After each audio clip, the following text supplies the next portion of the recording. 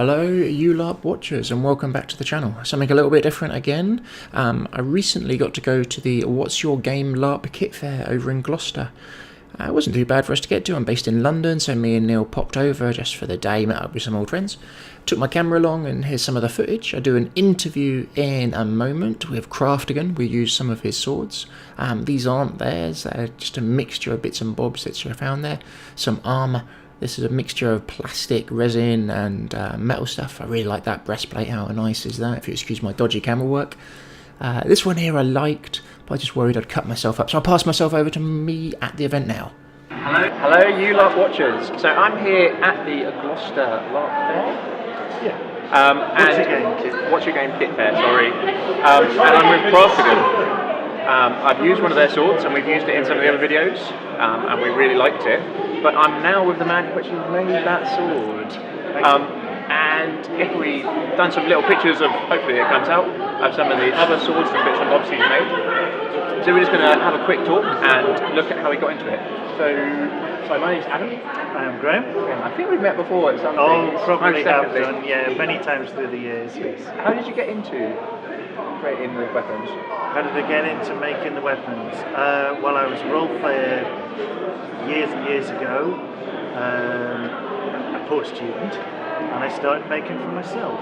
And then friends wanted swords, so I made a little bit for friends, and I was very, very lucky to fall and find somebody who was a maker of them and taught me how to do things, took them under his wing, and I never looked back. How have you seen the way that they've changed? So when I first started, it was a stick with some gaffer tape, a bit of foam on it, just to try and make it so I didn't break anyone. And now, if we look at some of the stuff that we've got now, it's just a completely different world, isn't it? Yeah, it is and it isn't. I started the same, gaffer tape, the stick, didn't want to hurt anyone, wanted to make the best I could for myself. And nowadays, they are, in some ways, it depends on the style. Everybody has their own style. That's what I really like about them. That's what I like about the other manufacturers. I don't see other manufacturers as competition. Okay. We all fit around a niche. I do my own thing, the other makers do their thing, and it all fits in quite nicely. Definitely. And it's a community. That's what I think. And of all the things you've made, what's the favourite you've got with you today? Favourite for me all time is what's called a Shavona sword. I know that, sorry. Well, that one there, minus the price tag, is a Shavona. And it is a late 1600s, early 1700s Italian hilt broadsword. It is pretty, it is very decorative, but it is also very, very functional. And it is a historical based one. So if you put your finger through there, okay. Yeah, and so it fits your hand, the curve of your wrist. That is married there, and it is just form and function married into one. And I've been making the foam swords now for 20 years, and this is my favourite. This is what I carry, this is what I make for myself, and I love making these. I always try and have some on the store, and yeah, I would say that is the perfect form. Very well weighted. It's quite. They are very well weighted. Yeah, they were. The weight is right where my wrist is. So for. Yeah, that's the whole thing. Yeah, and then they give because you're not wearing armour from a historical point of view. You're not wearing armour at this point. You're in clothing similar to this, similar to that. You might have gloves, but this gives you the protection. You're not in plate or chain or anything at this point. And not only that, the other thing is this whole hilt, it's not just defensive. You can use that as a knuckle duster. Coming forward. Yeah. Love it. Yeah. So they might look pretty, but they are nasty.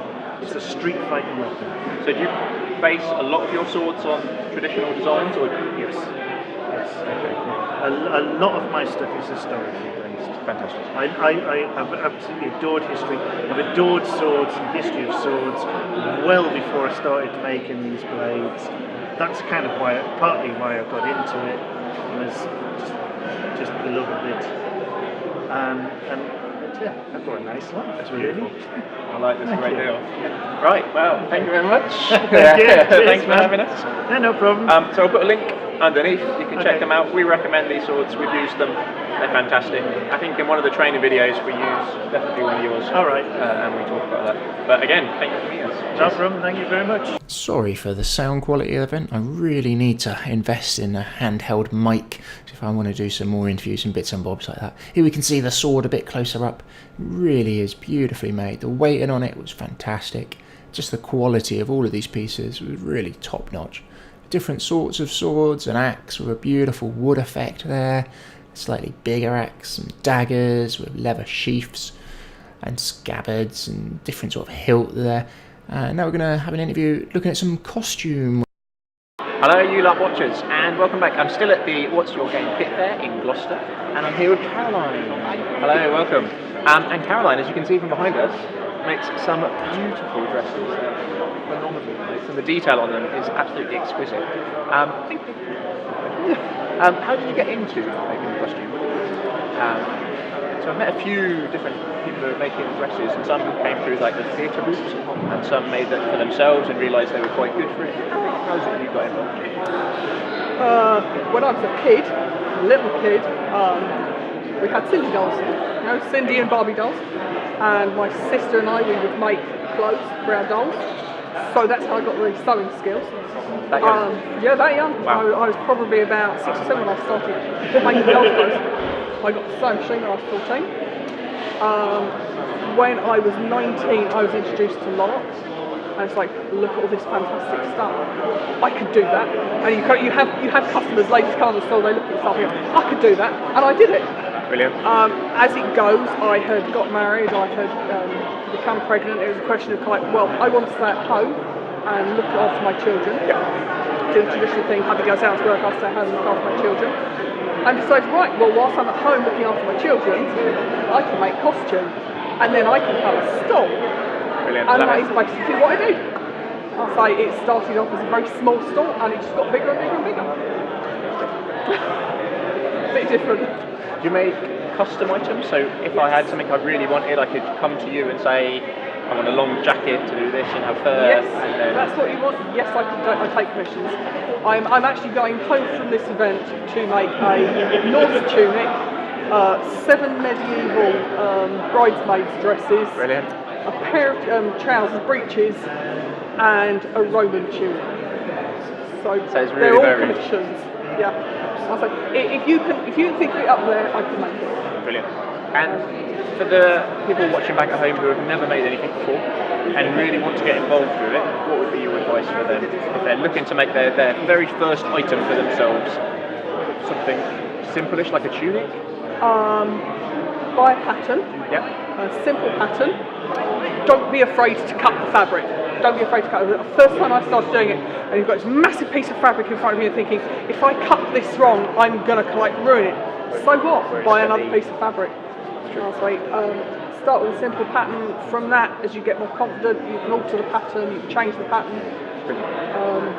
Wait till you're really confident before you start mucking about without patterns. Right, so it looks a different skill set. Definitely. Well, thank you very much for talking to us briefly. I won't take any more of your time. No, you're welcome. And then I'll do some pictures of your stuff. Thank you. Here we can see a couple of the close-ups of just those dresses. They were a lovely quality. You can see all the detail and the trim, just fantastic. So tons of different outfits if you wanted to get something while there, but like she said, you could order things. A couple of people trying stuff on, which they'd found at the event. Here we see some Space Marine armour there, which my friend Darren is running an event, which is a Space Hulk Gene Stealer, so showing off some of the costume he's made for that. I'm hopefully going to go along there, and he said I can do some pictures and a bit of filming, so keep an eye out for that coming up in the future. But that Space Marine armour just looks fantastic. I really want to get in that. Here we can see some shoulder armour, I think it is. Yes, definitely is. Scary looking, some skulls if you're playing a villain. A bit Cthulhu with that shoulder armour. Mixture of plastic and metal stuff. A nice leather helmet, shoulders, breast and back plate. and some more weapons. There really were a lot of traders at the event. Something for everyone if you wanted to sort of get into the hobby. If you had lots of money to burn on it, or you were just starting, there was something for all sort of budgets coming in. I liked some of these. There's big sword at the bottom. I should have got a better camera view of that. Oh, some big claws. This has made me want to play a sort of sci-fi game. Look at this. Oh, just brilliant fun. They look great. And some sort of scale mail. This is chainmail with then these kind of dragon scales over the top of it. And they also made these little, I think they're metal resin badges, and these are for Empire, and each one represents one of the different armies from the game, and sort of a gold finish or a silver finish. We got some of this mead here, tried it, bought a couple of bottles. It was very tasty, a little bit sweet for me, but my partner liked it. And again, look at this sci-fi sword, chainsword. Oh my goodness, I want to do a sci-fi game so bad. Massive shields of unfairness, if that's your cup of tea. I needed something in scale for these. These shields were humongous, especially that big dragon one. I could have fit my whole body behind it. A beautiful bit of custom work here. Just the soft kit. So it's just the costume and the quality that's improved. Anyway, thanks for watching, and look for some more videos coming soon. Cheers, bye.